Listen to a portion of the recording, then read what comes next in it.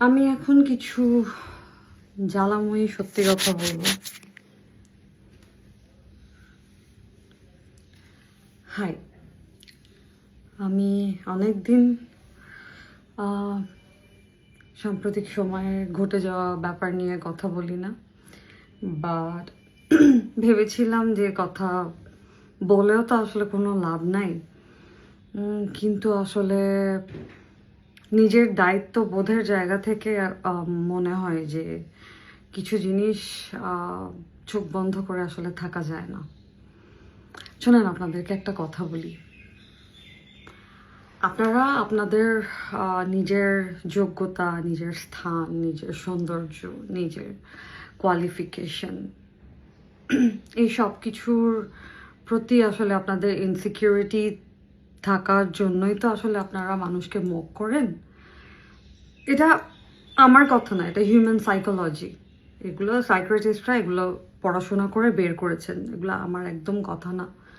যে যারা মানুষের ব্যাপারে এই যে এত অ্যাগ্রেসিভলি জাজ করে এবং বুলি করে এবং মক করে সোশ্যাল মিডিয়াতে, ভার্বালি অ্যাবিউজ করে, এরা আসলে নিজেদেরকে নিয়ে যেহেতু অনেক বেশি স্যাটিসফাইড না এবং তারা দুঃখী। আমরা প্রত্যেকেই প্রত্যেকের জায়গাতে কোনো না কোনো জায়গায় দুঃখী, কিন্তু যারা ইনসিকিউর, যারা ব্যাপারটাকে মানতে পারে না, যারা নিজের যোগ্যতাটা আসলে নিয়ে অনেক বেশি ইনসিকিউরড, আমি বলবো, এরাই আসলে ম্যাক্সিমাম টাইমে এই যে বিভিন্ন সোশ্যাল প্ল্যাটফর্মগুলো, এগুলোতে সেলিব্রিটিদের বা ইনফ্লুয়েন্সার, এনিথিং, আর্টিস্ট, সবাইকে আসলে বুলি করে। তো আমার বুলি তো আসলে ইটস বিন অলমোস্ট 16 ইয়ার্স আমাকে বুলি করা হয়। আমার কথা হচ্ছে, আপনারা আপনাদের জায়গা থেকে আমাকে বুলি করে মজা পান, এটা আপনাদের একটা পৈশাচিক আনন্দ হয়, আই টোটালি আন্ডারস্ট্যান্ড। বাট ঠিক যতটুকু আমাকে বুলি করছেন তার যদি 50%, মানে আমি ওরফে ব্র্যাকেটে দ্য ভিকটিম, আমাকে 50% করে বাকি 50% ক্রিমিনালটাকে খুঁজে বের করে ওকে যদি এরকম মক করতেন, ওকে নিয়ে যদি লেখালেখি করতেন, ওর চেহারাটা যদি বারবার মানুষের সামনে মানে প্রকাশ্যে আনতেন যে ইজ এ ক্রিমিনাল। আমরা যেমন এখন রেপিস্টকে আমরা ওনাদের ছবি দিই, রেপিস্টের ছবি দিই। একটা সময় ছিল না, যারা অ্যাসিড নিক্ষেপ করে আমরা তাদেরকে আমরা শাস্তি দেই, যে রেপিস্ট, আমরা এখন তাদেরকে একটা বিশাল একটা পেনাল্টি দেওয়া হচ্ছে। ঠিক তেমনি যারা এই যে এইরকম মানে আরেকটা মানুষের ক্ষতি করে তাদের কনসেন্ট ছাড়া, যে তাদের প্রাইভেট কিছু প্রাইভেসি কি বলে ডিসক্লোজ করে, এবং সেটা একটা গুরুতর ক্রাইম, এবং সেই মানুষগুলোকে আপনারা যে বুলি না করে আপনারা যে ভিকটিমকে বুলি করছেন day by day, I understand.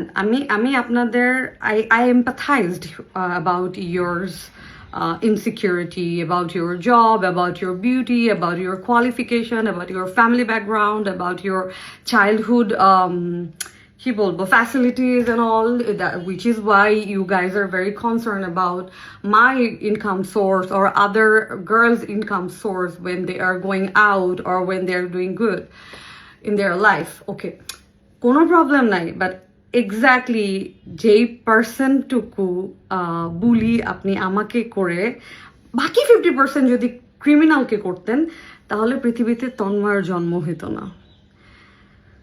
একটা 35 ইয়ার্স ওল্ড একটা ছেলে, ও কোনো মিডল এজ ক্রাইসিসেও নাই, হি ইজ ইয়াং এনাফ, ও চাইলে he can date somebody, he can actually গো।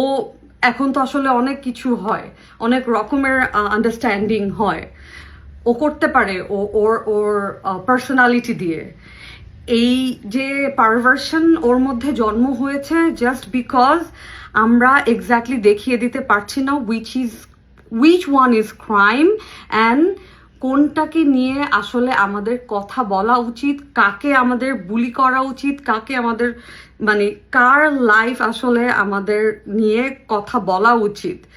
সমাজে ক্রিমিনাল নিয়ে কথা বলা উচিত, ভিকটিম নিয়ে না।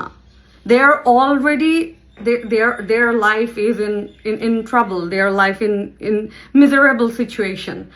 But আপনারা ঠিক যেই পার্সন একটা ভিকটিমকে বুলি করেন, ওই পার্সনটার হাফও যদি ক্রিমিনালটাকে বুলি করতেন, তাহলে এই তন্ময়দের জন্ম হতো না।